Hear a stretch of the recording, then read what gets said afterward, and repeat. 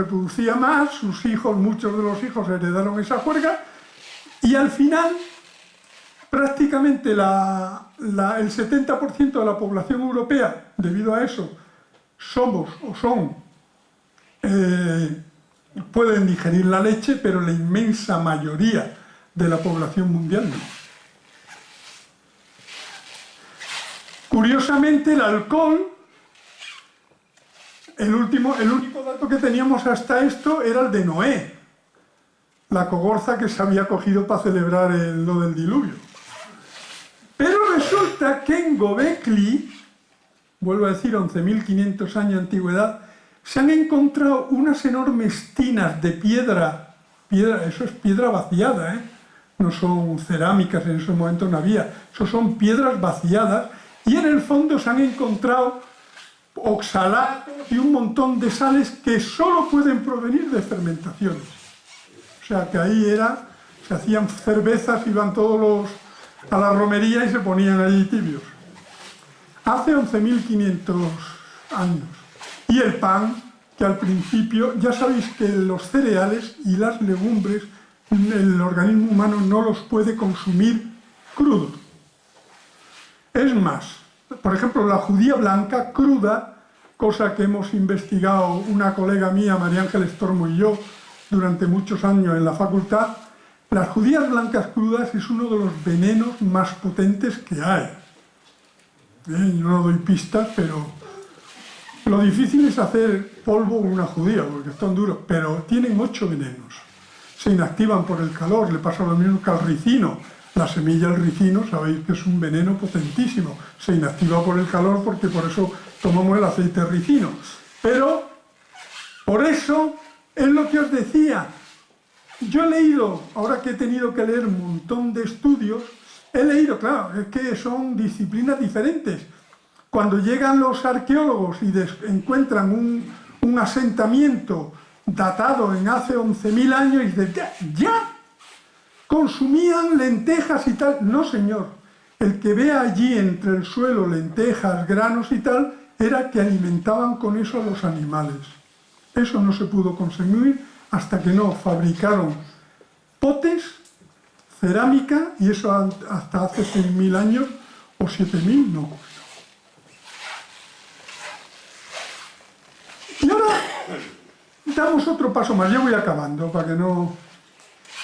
Hemos dicho que subió aquí la temperatura, que es lo que hemos estado viendo, los megalíticos, y llegamos ya a esta parte que se llama Holoceno, que es cuando la temperatura alcanza el valor que tenemos normalmente hoy día. Y lo señalo aquí porque ahora lo voy a ampliar.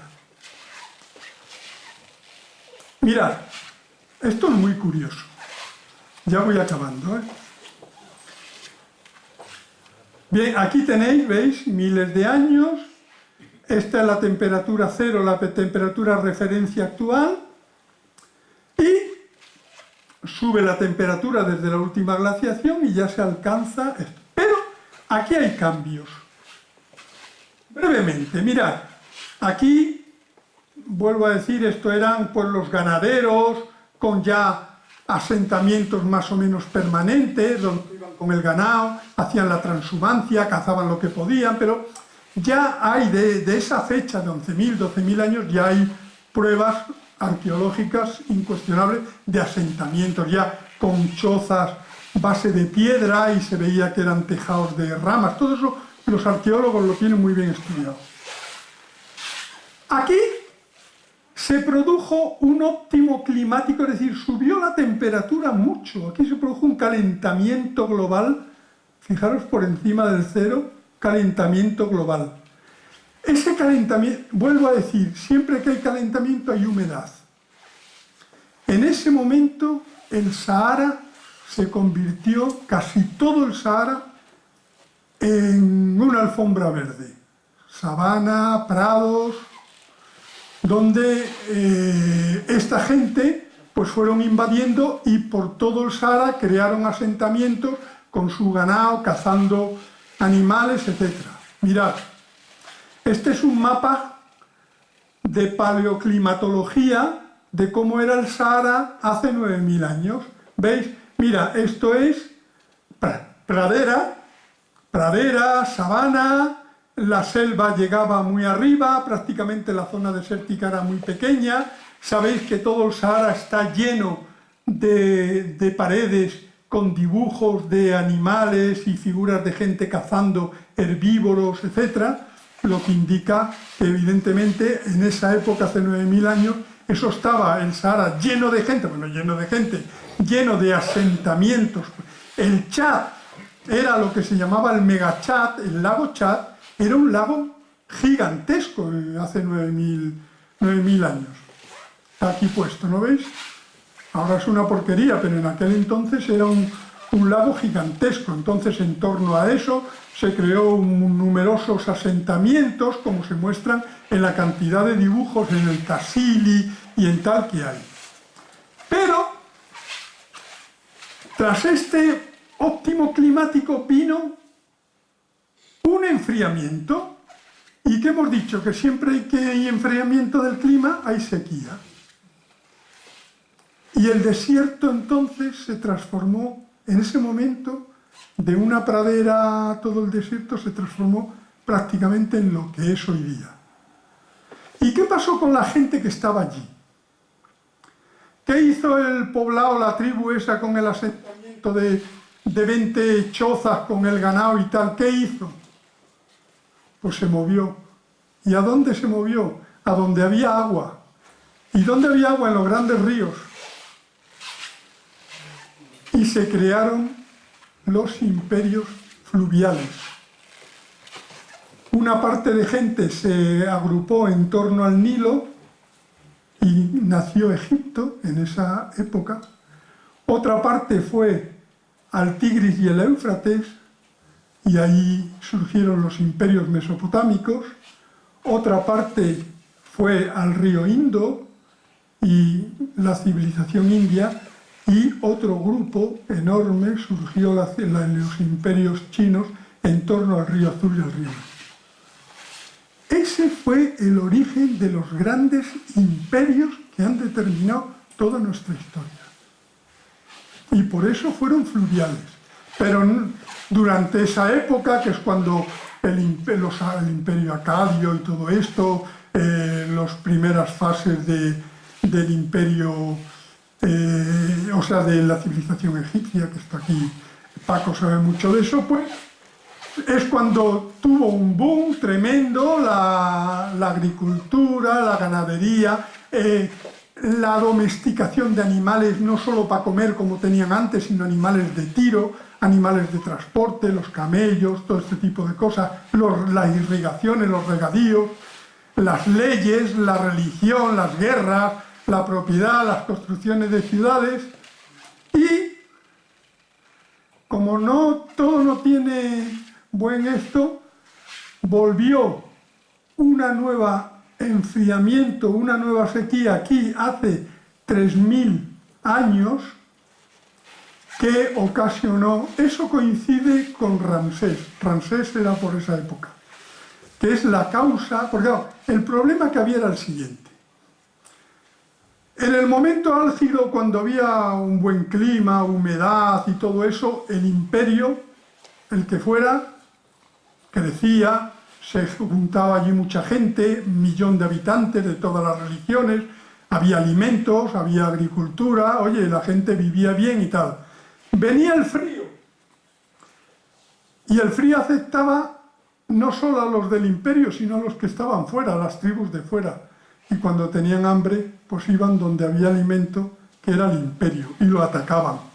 Es la causa de todas las guerras que tuvo que hacer Ramsés, que coinciden precisamente con esta sequía en toda el área mediterránea y el norte de África, aquí. Y también algunos dicen que ese fue el momento que, cuando las cosas se pusieron fatal en Egipto, los judíos que llevaban allí, los hebreos que llevaban allí un tiempo, se marcharon. Bueno, ahí siguieron las cosas, y ya voy a terminar. Mirar que esto, que en la cronología que yo he usado hasta ahora, esto es hace 2000 años. Pero en la cronología que solemos usar, a este año 2000 lo solemos poner el año 0, nacimiento de Cristo. Esto es, fijaros, esto es una representación nada más y nada menos que de la National Academy of Science del año 2006. Indica lo de siempre, temperatura de referencia, variaciones climáticas durante los últimos 2000 años. Mirad, aquí es el año 0, año hipotéticamente nacimiento de Cristo. Se produjo un calentamiento que coincidió con el auge del Imperio Romano.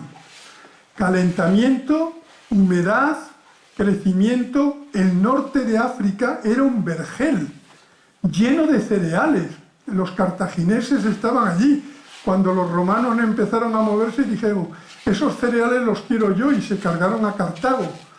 La buena temperatura permitió que las legiones romanas pudieran ir hacia el norte, a territorios donde en ocasiones con climas más fríos hubiera sido más difícil, y verdaderamente en poco tiempo llegaron a dominar desde Inglaterra hasta el mar Caspio, y en el norte llegaron, pues, ya sabes.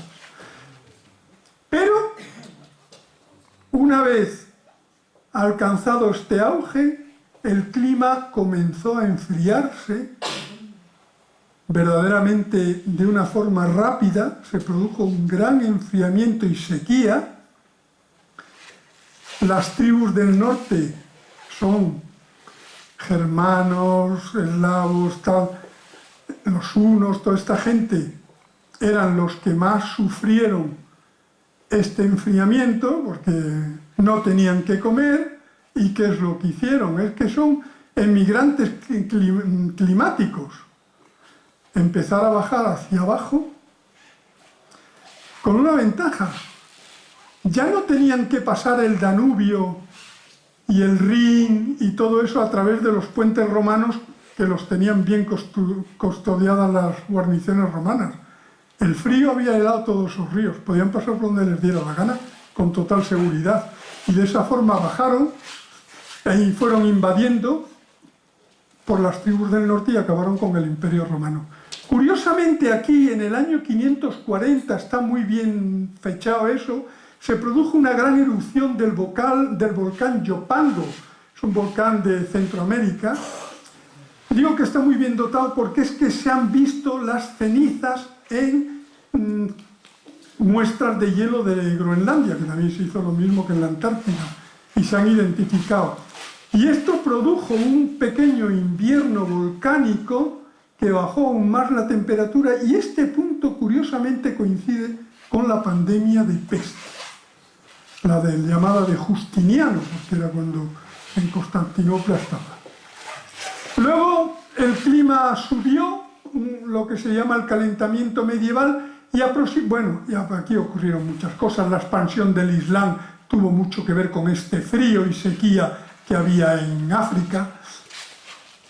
Y aquí, en 1300, ocurren algo que se llama las grandes lluvias de Pascua, y a partir de ahí se produce lo que se llama la pequeña edad del hielo, que fue un enfriamiento y una sequía y un hambre en toda Europa, y aquí hay datos tremendos de canibalismo y de todo, la gente estaba muy mal, y eso azuzó los planteamientos filosóficos y tal, y hay un estudio de una alemana fantástico que justifica cómo el clima fue el responsable final de la Revolución Francesa. ¿Qué ocurrió ahí? Hay un hecho curiosísimo para que veáis el frío que había. Bueno, hay cuadros, hay representaciones donde se ve que en el Támesis se celebraban ferias, en el hielo encima del Támesis. Y hay un hecho curioso, que es la caballería francesa capturó una flota conjunta de holandeses e ingleses que estaba varada, atrapada por los hielos, enfrente de Ámsterdam. Es el único vez en el mundo que una tropa de caballería es capaz de apoderarse de una armada. Para que veáis el frío que hacía en esa época. A partir de ahí, todo se empezó a calentar. Bueno, aquí tenéis, en 1700 siguió calentando, aquí tenéis lo de la hambruna de la patata, etc. ¿Y qué nos ocurre ahora mismo? Ahora mismo hay mucha gente que dice que hemos dejado de estar en el Holoceno y que estamos en el Antropoceno. Se le dice porque debido a que todos los cambios climáticos, geográficos, de ríos, de costas, etc., todos son imputables a la actividad humana. Pero sobre el clima voy a acabar, y ya acabo, con una pincelada respecto al futuro, y voy a tocar un poco lo del cambio climático. Y además, con muy mala idea, yo voy a soltarlas y lo voy a dejar ahí, y luego que cada uno de vosotros, pues ya, si queréis lo discutimos luego, si no, cada uno reflexiona. Mirad, os he dicho que desde hace 800.000 años tenemos un registro muy preciso de lo que ha ocurrido con el clima, no solo debido a los hielos de la Antártida, sino también las mismas exploraciones que se han hecho en Groenlandia. Fijaros, valores de CO2. Bueno, vamos a empezar por la temperatura. Esta es la temperatura, ¿veis? ¿Veis? Oscila, como hemos dicho antes, en periodos de 100.000 años, más o menos, oscilan a subidas y bajadas de la temperatura hasta aquí. El cero, ¿veis? Que es la temperatura que tenemos hoy día. Fijaros las oscilaciones de CO2 en partes por millón, volumétricas. Fijaros que van casi en paralelo a las subidas y bajadas de la temperatura. Si miramos el metano, que es el otro gas invernadero, incluso más potente que el CO2, ¿qué es lo que pasa? Pues prácticamente lo mismo, ¿eh? ¿Veis? Subiendo y bajando proporcional. Fíjate, aquí hay un aumento grande, pues hay un aumento grande tanto de CO2 como de metano. ¿Vale? Hasta ahí nadie sabe si las temperaturas subían porque subía el CO2 o si el CO2 subía porque subían las temperaturas. Hay razones para las dos cosas. Si hay mucha temperatura, hay humedad, hay mucha planta, hay mucho CO2. O al revés, si hay mucho CO2 puede haber efecto invernadero y aumentar la temperatura. Eso no está dilucidado. Lo que sí se sabe es que en los 800.000 últimos años, que es lo que tenemos los datos fidedignos, eso ha ocurrido así. ¿Qué pasa hoy? Mirad. CO2. Hemos dicho, el CO2 nunca ha pasado, o casi nunca ha pasado, de los 300 partes por millón. Hoy está en 390 partes por millón. Pero lo peor es el metano. El metano, que hay alguno que dice que está procediendo de esos metanos congelados que hay en el fondo de los océanos y que se funden y salen para arriba. También es muy curioso que, por ejemplo, en Argentina, la contribución de Argentina al cambio climático es más importante las ventosidades de la cabaña ganadera que la contaminación industrial, porque las vacas, cada vaca echa metano, pero en cantidades tremendas. Bueno, el metano, que está en partes por billón, pues lo mismo, no supera 700, pero fijaros que está en 1800. Pues bien, a pesar de que el CO2 se haya disparado a 390 y que el metano esté en 1800, la temperatura apenas ha variado. Temperatura, décimas de grado, eso depende de cómo te lo pongan en la... prácticamente no ha variado. Esto, os he puesto aquí, mirad, son un artículo en Nature y otro artículo en Nature, o sea que esto no es uno que en el Facebook ponga lo que le dé la gana. Esto estamos diciendo la mejor revista científica del mundo, ¿vale? Yo, que de esto no tengo mucha idea, como os podéis imaginar, digo, tengo que verificar esto.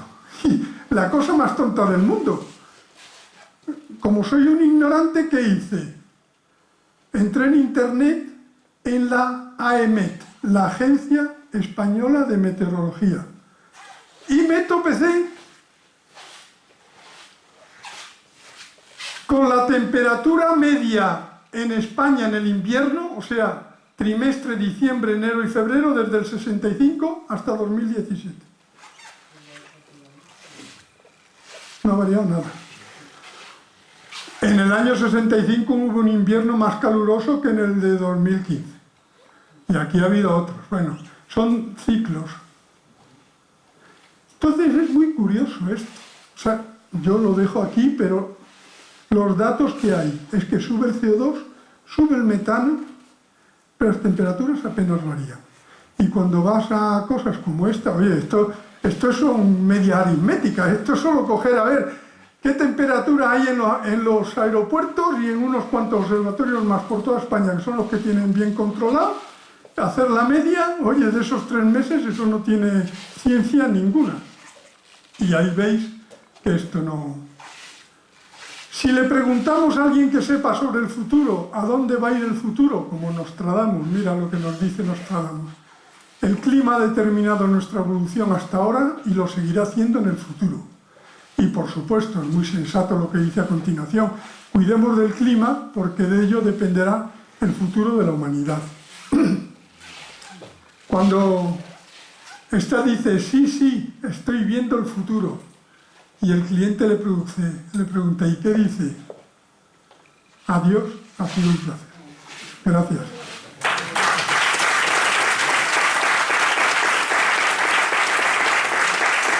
Como veis, la cosa tiene tela. Ha sido un trabajazo tremendo montar todo esto, las 400 páginas del libro este, que espero que a mí me gustaría mucho que se publicara también crítica para que hiciera una especie de colección con los monos y Eva, pero verdaderamente las cosas tan curiosas que se pueden ver cuando se consideran en conjunto la fisiología, el clima y esto, verdaderamente son espectaculares. La mayor parte de ellas sin explicación, ninguna. ¿Alguna pregunta, comentario? Sí, yo quería hacer una pregunta. Al principio nombraste de pasada eso de la inteligencia artificial. No, yo no. Carmen. ¿Cómo funciona eso de la inteligencia artificial?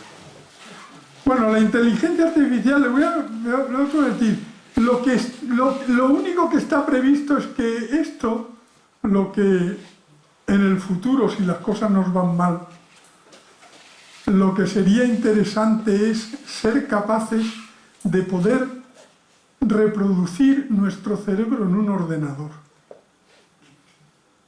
¿Quiere decir alguna cuestión? No, simplemente lo que decíamos al principio, el futuro, como ha dicho Enrique, no sabemos cuál será el futuro. Entonces, una de las cuestiones que se podría plantear es que las máquinas conseguidas con la inteligencia artificial nos ganaran en nuestra carrera evolutiva. Es una cosa del futuro que podría ser o no podría ser. El Homo sapiens cyberneticus, que sería el siguiente. Si el cambio climático nos hará más humanos también. En el futuro hay cosas muy complicadas. Curiosamente, cuando yo he investigado el futuro, sobre todo para escribir todo el capítulo enorme, el capítulo final de mi libro que va dedicado al futuro, pues yo he estudiado muchísimo, he visto internet, he visto todo. El problema más grave es el agua. Y una cosa se llama la huella del agua. Yo nunca me había dado cuenta la cantidad de litros de agua que uno se come cuando se come un plato de cacahuetes o los cereales del desayuno. En el tazón de cereales del desayuno ahí van litros de agua que se han necesitado para regar los maíces, para luego procesarlos en fábricas. El problema gravísimo que vamos a tener va a ser el agua.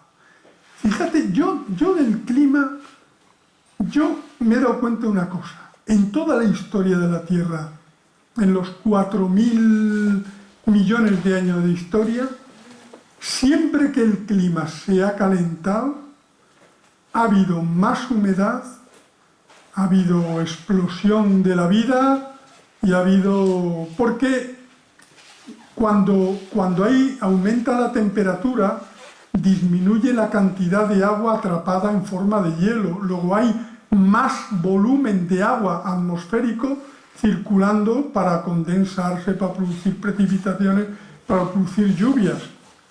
Es fastidio para que tenga un chalet en primera línea de playa que le puede subir 2 metros, al fundirse los hielos le puede subir 2 metros y tal, pero no. Eso es como una vez en Almuñécar había un matrimonio ahí delante viendo la tele. El calentamiento global va a aumentar la temperatura y la señora le dice, oye, tenemos que vender el chalet. Entonces, claro, son miles de años.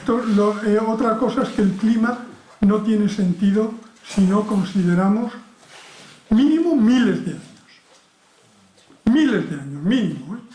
Y otra cosa curiosísima es que los seres humanos no tenemos memoria histórica del clima. Solo podemos acordarnos cuando hay alguna circunstancia asociada. Por ejemplo, hay que ver lo que llovió en la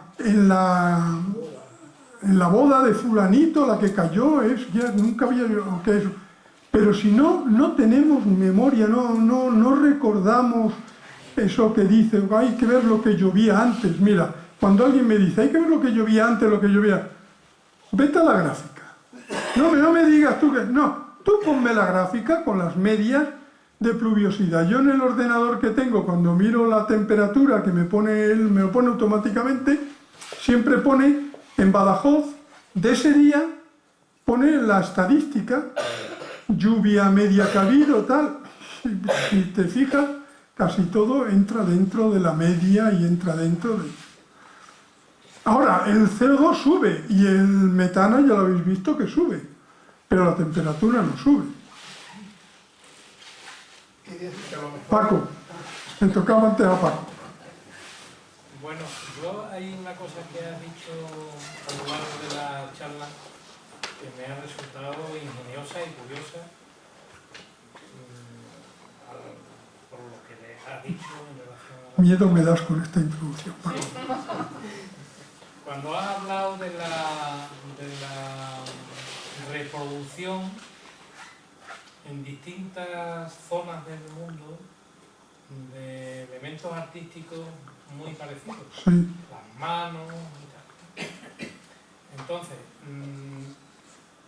plantea evidentemente una cuestión importante, ¿no? Porque si hay reproducciones que son muy similares, quiere decir que como mínimo hay culturas muy similares entre los que en ese momento habitan. Yo presencié una discusión entre dos antropólogos hace ya unos tiempos, hace un tiempo, no sé si te acuerdas de los cursos estos de... Sí, que se celebraron en la Olivenza, sí. Bueno, pues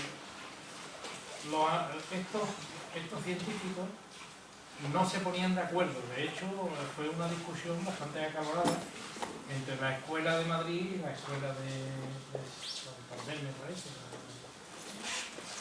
Porque la cantidad de datos que hay para construir un relato coherente de todos estos restos que hay, que los homínidos, los homininos, Un lío.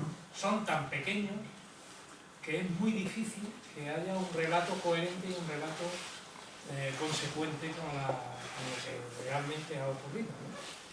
Entonces, verdaderamente lo que me asombra es que te atrevas a hacer un relato y además montarlo con el cambio de temperatura, ¿no? Porque realmente a lo largo de todos estos millones de años pues ha habido cambio de temperatura más o menos conocidos, pero también ha habido variaciones en el desarrollo de los seres vivos, también más bien menos que más conocidos. Entonces, bueno, pues que vamos, que me parece... Te voy a decir una cosa. Evidentemente el problema que tiene la arqueología es que, y se expresa muy bien con un lema que tienen, que es: la ausencia de evidencia no es evidencia de ausencia. Si tú no has encontrado algo, no quiere decir que no exista, ¿eh? La ausencia de evidencia no es evidencia de ausencia, ¿vale? Eso está clarísimo. Luego, si se han encontrado pinturas en Altamira es porque allí las había, ¿vale? Yo no me he referido a eso, Paco. Quizás yo me he expresado mal por las prisas. Yo he dicho que hay unas manos pintadas en una cueva del castillo de Santander, bien datadas, en 37.000 años de antigüedad, y a miles de kilómetros de distancia y miles de kilómetros de mar proceloso, en una cueva de Indonesia, hay las mismas manos con la misma antigüedad. Y que eso para mí es inexplicable, porque si me dices tú que las de Sulawesi fueron 15.000 años después de las de Altamira, digo, bueno, pues unos que fueron con la mochilina, iban emigrando o lo que sea, y aparecieron por allí y tenían la costumbre de soplar en las manos y palpar las manos. Entonces, cosa curiosa. Por otra parte, cuando tú dices es verdad, pero si tú haces el inventario, y yo los tengo y en el libro se pone con todo el detalle, de todo lo que había antes de 40.000 años, no hay nada. De hecho, han intentado ver si los neandertales, que fueron anteriores, coincidieron, pero fueron anteriores a nosotros, habían hecho algo, y en el informe que he leído yo, en 80 asentamientos muy bien estudiados en Europa y Asia, allí no aparece arte por ninguna parte, un poco de pintura, unos rayajos de vez en cuando y se acabó. En asentamientos humanos, Homo sapiens sapiens, no neanderthalensis, en África, bien datados, en Sudáfrica y tal, muy bien datados, nada.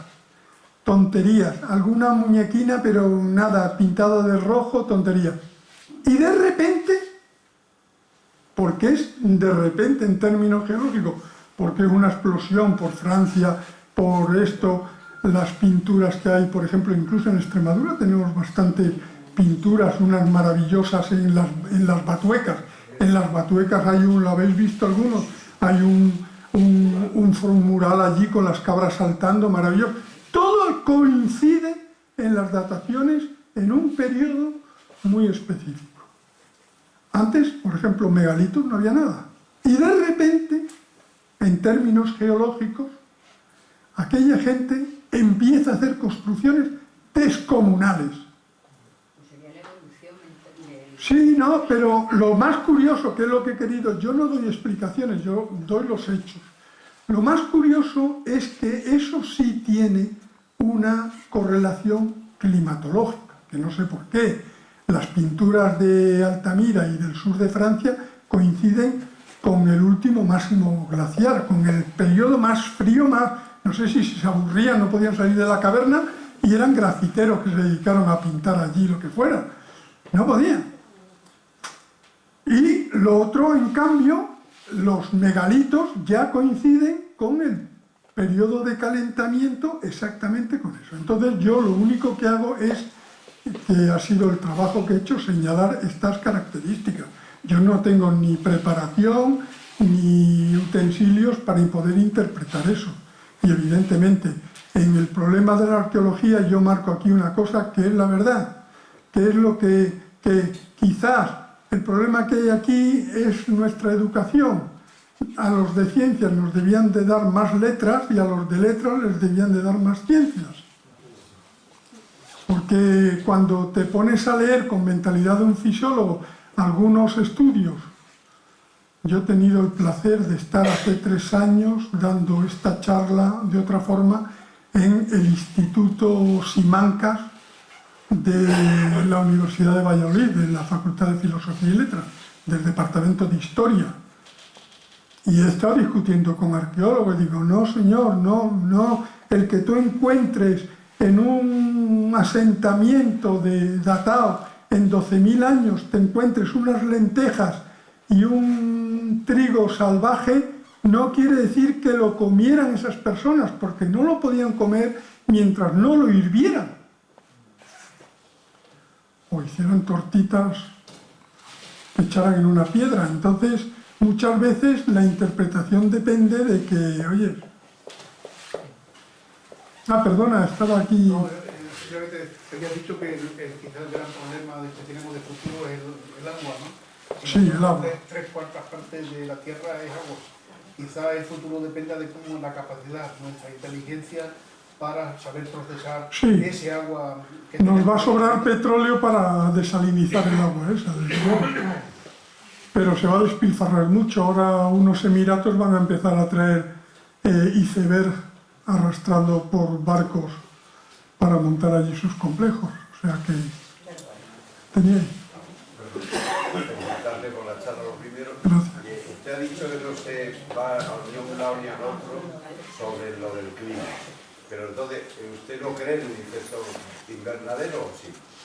Yo... Sube, perdón, el metano y el CO2, lógicamente, sí. el efecto invernadero no existe o la temperatura tiene que subir. No, es que, vamos a ver, el efecto invernadero sí existe. Lo que pasa es que el clima, según he percibido yo en lo que he trabajado sobre esto, y no soy climatólogo ni paleoclimatólogo, por supuesto, es una cosa muy compleja, con una serie de factores tremendos que están involucrados ahí. Entonces, yo lo que he dicho es que he sacado esos 2 estudios finales en los cuales, sorprendentemente, sube el CO2, sube el metano, que son 2 de los gases invernaderos, el más importante es el vapor de agua, pero la temperatura no sube. O sea, y entonces, cuando ves esa media aritmética, que eso es la media aritmética, que eso no tiene duda ninguna, pues ves que desde el año 65 hasta el 2017 la temperatura media de los inviernos en España no ha cambiado nada. Entonces no existe efecto invernadero. Hay gente que lo dice. El único problema que hay con respecto al efecto invernadero y a todo este tipo de asuntos es el que esté interesado. Yo le aconsejo que a través de Facebook se busque hacerse amigo de Antón Uriarte, que es un catedrático de meteorología y geografía de la Universidad del País Vasco, jubilado, y es el que manda cada cosa verdaderamente. Y yo me he dado cuenta a través de las cosas que él manda. Él ha publicado un libro que está gratuito en internet, lo ha publicado el gobierno vasco, está gratuito en internet, es un libro maravilloso que se llama Paleoclimatología, con una cantidad de imágenes y unos textos que se entienden de maravilla. Cualquiera que esté interesado entra en internet, Antón Uriarte, Paleoclimatología, y se baja el PDF gratuito en colores y todo. Bueno, pues este señor, cuando yo veo la información que él produce, me doy cuenta que hay una diferencia enorme en cuando el dato viene avalado por un American Journal de lo que sea, o un Journal of Geological, o un Journal of Climatological, lo que sea, que cuando viene avalado solo por una www, lo que sea. Si te viene www, todo es horroroso. Horroroso. Pero cuando tú ves a los journal de lo que sea, o a los Nature, pues ves que no. Pero yo no puedo, es que honradamente no sé más. Yo no tengo ni preparación ni argumentos para poder darte una opinión. Yo te doy los datos, por eso lo he dicho, yo doy los datos, luego os vais a ver al Antón Uriarte, que ese sí que da caña. Bueno, ese puso el otro día una gráfica del aumento que se está produciendo en el hielo ártico, pero... Aumento. Hombre, claro, un aumento bárbaro. Si tú me mandas eso, yo te mando la foto. No, aumento, yo te mando la foto. Yo te mando la gráfica. Pero claro, es de un journal of lo que sea. No es un www, vete tú a saber qué. Yo me voy muy tranquilo hoy a dormir porque me voy muy tranquilo. Porque yo tenía un miedo horroroso. Sobre todo porque... Si tú ibas a vender chalet ya, ¿no? Que te iba a llegar el agua. Iba a vender mis vacas, mis vacas, porque ahora mismo todos los países nórdicos están con el efecto metano, que diciendo vamos a penalizar, y concretamente una de las cosas de la PAC es que querían penalizar las vaquitas porque están produciendo efecto invernadero. Entonces, se lo agradezco porque me voy feliz a dormir y no voy a meter la vaca. O dale a las vacas Aerored también, ¿eh? Dale a Aerored, coño. En paz. Gracias. Hola, pues Hola. felicitarle por la charla que también me ha gustado mucho. Y bueno, pues hay un documento que se puede consultar sobre los escenarios climáticos para Extremadura con vistas al año 2050, que a lo mejor usted lo ha consultado, en donde se prevé un aumento de la temperatura según ese documento de 1,5-2 grados, ¿no? Entonces, nosotras, yo soy ambientóloga, hemos presentado algún proyecto para diseñar planes locales de adaptación al cambio climático, en este caso para la Siberia, de aquí de Extremadura. Entonces hay un apartado dentro de esos planes en donde se suelen diseñar protocolos de prevención frente a las islas de calor con vistas a las personas de más edad para poder tener planes de actuación en relación a ellos, ¿no? Entonces, usted como endocrinólogo, pues no sé si en su libro, en el capítulo Hablando del futuro, ha introducido una variable que sí que ha cambiado mucho en los últimos años, que es la esperanza de vida. ¿Cómo el cambio climático puede afectar a la gente de determinada edad y cómo a través de la alimentación, si la alimentación podría considerarse... Yo hablo de la alimentación y yo en clima no me he metido. Yo lo único que he dicho, estos son los datos que hay. Hay gente que dice esto, hay gente que dice el otro. Yo ahí no me he mojado, ¿eh? En el libro no me he mojado, como ahora tampoco, porque no tengo argumentos para poder hacerlo. Lo que sí me cabe en la cabeza, y eso no me lo quita nadie, porque es que todos los libros entonces que me he leído y todos los artículos no sirven de nada, es que si hay calentamiento hay aumento de la humedad. Es que lo que dicen por ahí es que el calentamiento grande es sequía. ¿Lo has oído? Mira, si se produce calentamiento global, de verdad, lleva tus vacas a Marruecos, porque va a reverdecer el Sahara. Porque en toda la historia de la Tierra, siempre que ha habido calentamiento, ha reverdecido el Sahara. Porque se funden los hielos, aumenta la cantidad de agua circulante y aumentan las precipitaciones, algunas torrenciales y dramáticas. Lo estamos viendo, que está lloviendo muchísimo y en algunos sitios de forma catastrófica. En primer lugar, que me ha interesado mucho la charla, me ha parecido muy interesante, pero no veo la relación que hay entre la temperatura y el aumento del cerebro. Pues hay evidentemente una correlación, pero una relación de causa-efecto, no sé cómo puede actuar que cambie la temperatura y a mí me crezca, a mi humanidad le crezca el cerebro. Es que yo no podía hablar de todo, pero el argumento es muy fácil. Los homínidos, viene enfriamiento y sequía. Donde están ellos, prácticamente las frutas y todo eso han desaparecido. Lo primero que tuvieron que hacer es hacerse carroñeros. Lo primero que pasó es que se modificó el aparato digestivo. Nosotros hemos perdido todos nuestros el gorila come hierba porque tiene un colon, un intestino grueso gigantesco donde fermenta la hierba. Nosotros hemos reducido el colon enormemente. Nosotros no somos herbívoros. Nosotros solo podemos comer unos vegetales raros, que son las frutas, las verduras y las hortalizas, y algunas cosas hervidas, no crudas. Entonces, ese cambio en el diseño permitió que se desarrollara el cerebro. Pero no puede haber otros factores concomitantes, por ejemplo, el uso de la mano, las herramientas. Pero es que el uso de la mano y las herramientas vinieron... El que lo causa solo es el único factor. Hay una interrelación. De hecho, una vez que se desarrolló el cerebro, la propia manipulación de objetos, etcétera, tuvo una influencia. Pero lo primero que tiene que haber es un cambio. Espérate, me parece que tengo aquí unas cosas para, por si acaso había dudas. No.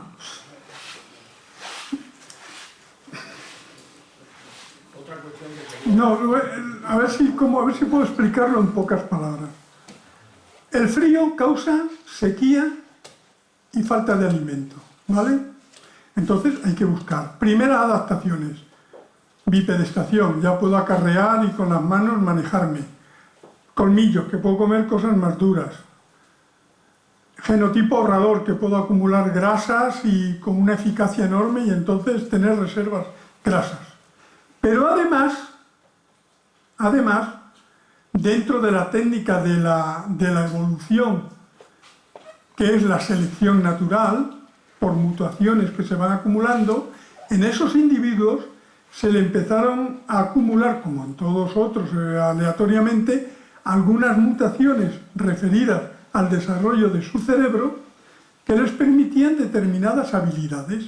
Si en un grupo de los homininos, ¿qué tal? Había uno que le crecía por una mutación un área de su cerebro que le permitía hacer las piedras mejor que los otros, pues ese se reproducía más, sus hijos heredaban esa gracia y como estamos hablando de miles de años, pues se van sumando las mutaciones favorables. Al cabo de millones de años, resulta que esos grupos ya tienen unas áreas cerebrales mucho más desarrolladas que les permiten una ventaja de supervivencia porque les permiten hacer cosas que los otros no hacen. ¿Comprende? ¿Cuál es el motor que ha permitido todo eso? Que se cree una situación tremenda de frío, de sequía, de hambre, de necesidad de espabilarse para tener alimentos. Nuestros parientes chimpancés que se quedaron en la selva del Congo, teniendo fruto continuamente y algún mono que atrapaban, una lagartija, lo que sea, ahí no necesitaron espabilarse nada en absoluto.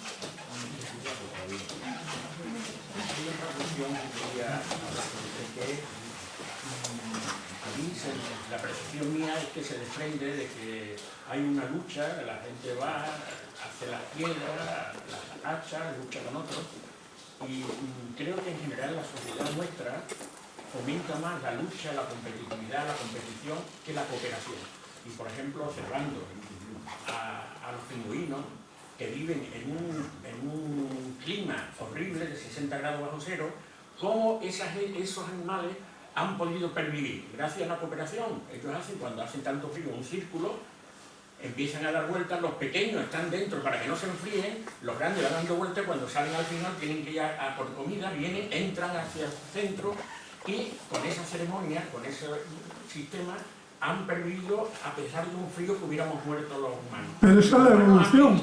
Han vivido en esos terrenos, gracias a la cooperación. No, pero cada animal ha encontrado... La tierra sigue así y no hay cooperación, indudablemente yo pienso que vamos a una catástrofe. Pues vamos mal porque... Si hay cooperación, yo pienso que... Porque de una de las cosas que he hablado en un capítulo que me ha costado escribirlo, pero es así. Los seres humanos somos los seres vivos más crueles y despiadados que existen. En la historia, cuando uno analiza, cuando yo estudiaba lo de los imperios y todas estas cosas, cuando uno analiza lo que hacían los grandes ejércitos estos, o los de Atila, o los de los romanos, lo que sea, esto de entrar en las ciudades, masacrar a 100.000 personas, despellejar a la gente, hacer tambores. Yo lo pongo en la imagen, digo, no imagino yo a un